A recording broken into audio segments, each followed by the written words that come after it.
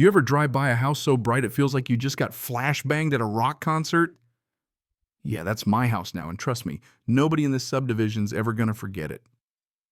Wild thing is, it all started with a plain old beige siding and a woman named Karen who thought being head of the HOA made her queen of the world. Picture this, I'm minding my business, living the blend-in, don't make waves life, and suddenly, there she is, marching up my driveway, heels clacking like a judge headed to deliver a sentence. She hands me a violation notice like she's giving me a royal decree and says, "Repaint or pay the price." I could have rolled over. I could have picked one of those 37 shades of depression from the HOA's approved palette, but sometimes when folks try to bulldoze you, something just snaps, know what I mean?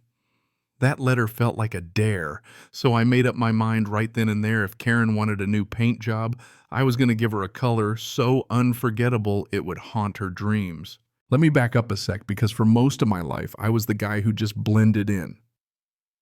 My house beige. The Switzerland of house colors. Neutral. Peaceful.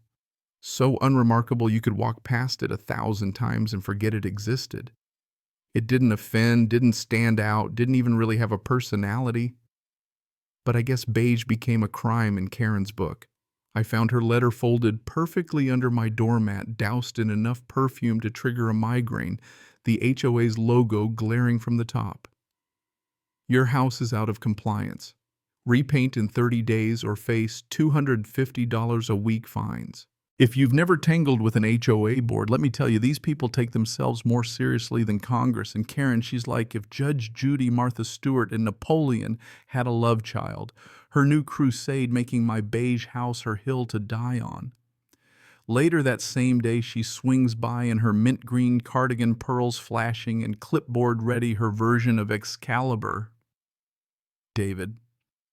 Have you seen the notice she says drawing my name out like taffy? I just waved the paper. Oh, you mean this love letter? She looked like she'd swallowed a lemon. It's not optional. The siding looks tired. You need to pick from the board's list of approved colors by the end of the week.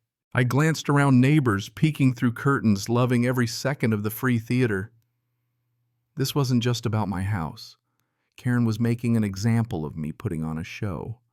Tell you what, I smiled, I'll give it some thought. She narrowed her eyes, then stomped back to her car, slamming the door so hard it rattled the mailbox. And as she sped off, I sat there with my German shepherd flopped at my feet, thinking, really, this is the war you want. What came next?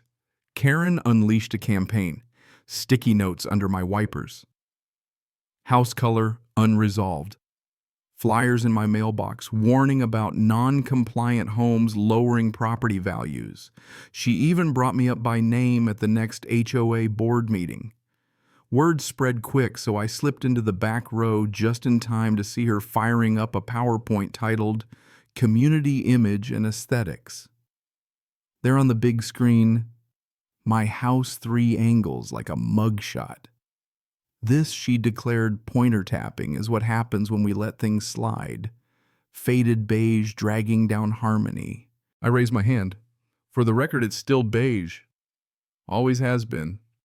My buddy Rick, 3 doors down, whispered, "If beige is a crime, half of us are guilty." That got a few laughs, but Karen doubled down. "We will not tolerate defiance." That's when I realized this wasn't about paint. It was about control. Karen wanted to win. She wanted to remind everybody who's boss. Driving home that night, I kept thinking maybe I should just give in. But every threat, every gossipy whisper just stoked the fire. I started picturing my house in colors so bright astronauts would squint flying overhead. I ordered swatches, neon yellow, lime green, radioactive orange. Every day more Karen drama, warning tags, final notices, neighbors gossiping at the mailbox. But that just made me more stubborn. Rick popped over, saw the neon samples taped to my wall, nearly choked on his beer. "Are you trying to signal planes?" He laughed. "Only if Karen starts screaming." I grinned. Secretly, I started plotting. Most folks think picking paint's just a quick trip to Home Depot, but oh no. I dove deep, learned about LRV light reflectance value. Karen's beloved beige sat at a boring 50. My neon choices, 80s and 90s, solar flare, electric surge, paint so bright it came with a warning label. I even hired a crew, swore them to secrecy, and scheduled the job for a Friday when Karen would be at yoga. Thing is, Karen thought she had me waving her approved colors list like it was gospel. But when I actually read the bylaws, I found a loophole big enough to drive a paint truck through. The rules only said single uniform solid color. No mention of which color. My lawyer buddy cackled when I called him. David, you could paint that thing hot pink and they can't do squat. Friday came, sun shining perfect for chaos. The crew showed up at 7 sharp, and by 8 a.m. the beige was disappearing under a tsunami of neon yellow. Curtains twitched. Folks stopped to stare. Rick dragged over his cooler and announced, "This is better than pay-per-view." Cars slowed, drivers shielded their eyes. Even my dog barked at the walls. At 10:07, right on cue, Karen's silver SUV screeched to a halt. She jumped out, latte in one hand, HOA clipboard in the other, and just stared, jaw dangling. "What is this?" she shrieked. The foreman barely looked up. "It's paint, ma'am." The crowd howled. Karen stomped up my driveway, face red pearls trembling. "This is a travesty." "You can't do this," I grinned. Section 14, subsection C, single uniform solid color. No mention of brightness.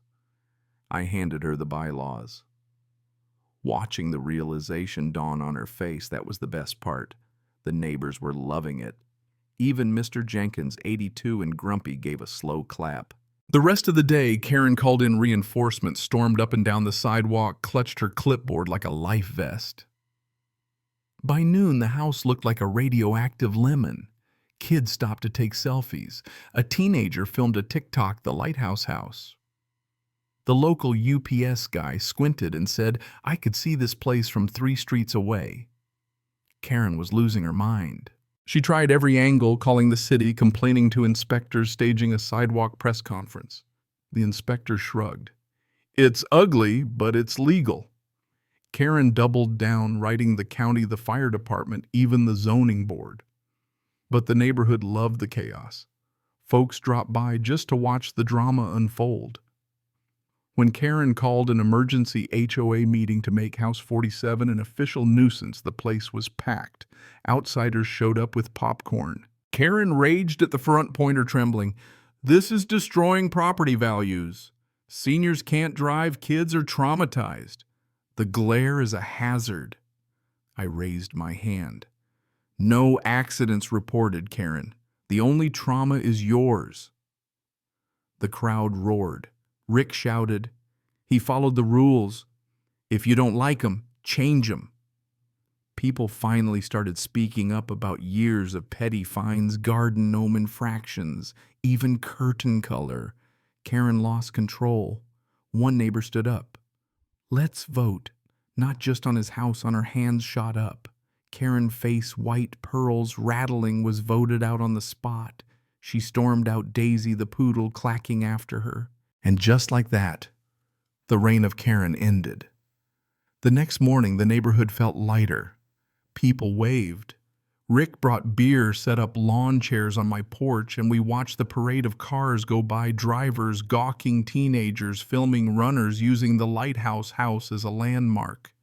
Even realtors started mentioning it in listings. A young couple stopped by, said they moved here because if this neighborhood could boot Karen, it was the right place to raise their kids. Karen rumor had it tried to sue, sent angry emails, but nobody cared. One day her SUV was just gone. Life got better. Folks admitted they'd been scared of her too long. My neon house. It became a badge of honor, a warning to petty tyrants everywhere. Sure, sometimes the glare's a bit much. Birds bounce off it, delivery guys joke about getting migraines, and my driveway's hotter than a skillet at noon. But every squint, every joke, every TikTok calling my place the acid trip house is worth it. Because it was never about paint. It was about saying no when someone tries to micromanage your life. So will I ever repaint? Not until the sun burns out. Sometimes the brightest revenge is the one that keeps on shining. Now, I want to hear from you. Ever had an HOA nightmare? How'd you fight back? Or would you drop your story below? Hit subscribe if you're into a little homeowner rebellion, and let's keep these stories burning bright.